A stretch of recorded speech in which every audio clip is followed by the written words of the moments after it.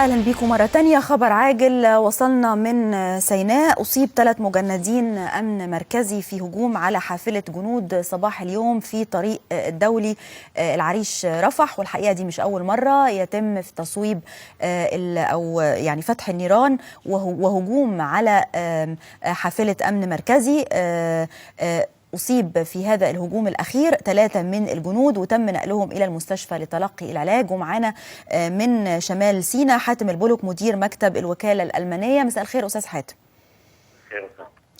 عند حضرتك تفاصيل أكتر عن هذه العملية، وهل في إصابات أكتر ولا العدد اللي عندنا صحيح؟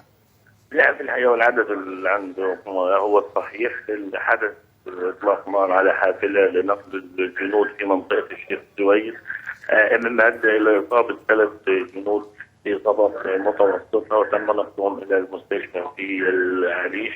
وطائرات الأباتشي تقوم الآن بالتحليق فوق المنطقة بحثا عن مرتكبي هذه العملية. وحتى الآن الإصابات التي أعلن عنها هم 3 فقط. 3 فقط. طيب، هل كانت تقريبا الساعة كام بالضبط هذا الهجوم حصل؟ هذا الهجوم منذ حوالي ساعة ونصف تقريبا. منذ ساعة ونصف. ولكن نعم. كان هناك قطع للاتصالات والإنترنت المقطوعة في سيناء أدت إلى منع. هل الأسلوب نفس اللي كان مستخدم قبل كده؟ يعني سيارة فيها مجموعة من المسلحين أطلقوا نار وفروا، ولا في أسلوب تاني؟